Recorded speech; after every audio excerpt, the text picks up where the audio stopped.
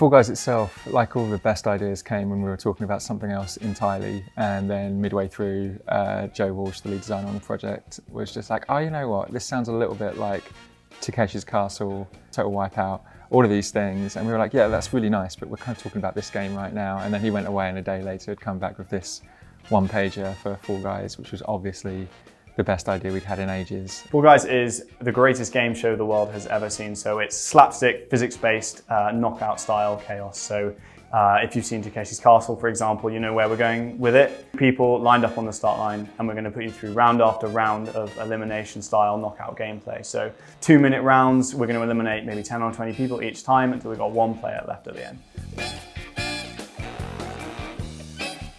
So there's an old TV show called It's a Knockout, which basically went to a town, dressed a bunch of people up in really ridiculous outfits which are impossible to move in, and then made them compete in an obstacle course. And we kind of went back to that and felt that when we were first designing the Fall Guys, they needed to have that element of being completely uniquely badly designed for the task that we were going to put them through. Like, we wanted them to fall over. Falling over is funny.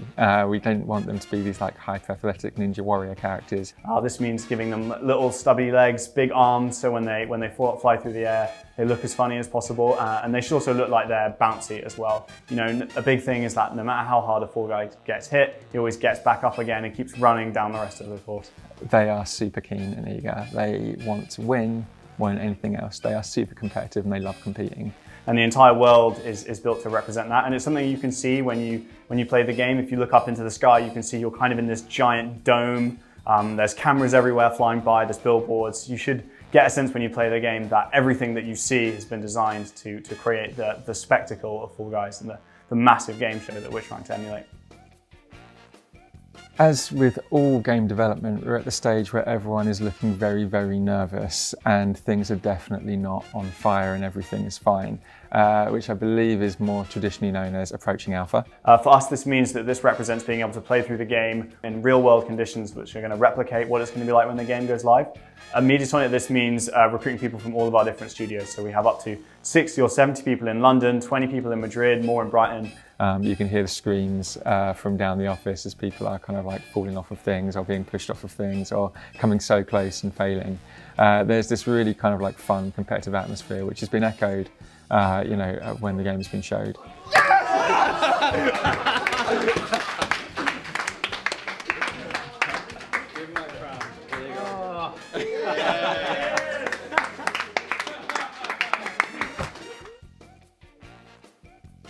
So the thing with Fall Guys that makes it so unique is this combination of the chaos that you get from playing with other people, but also the character that we give you to compete with. They are adorable and unstable and they're always falling over. And when you combine that character with 99 other people, the chaos is just like off the charts. It is a game that is going to keep on growing, keep on living. We have huge like live operations, games as a service experience, so there will always be new rounds, there will always be new things to play in Fall Guys. And I think it's just going to be a bright splash of colour in your life, and I cannot wait to share it.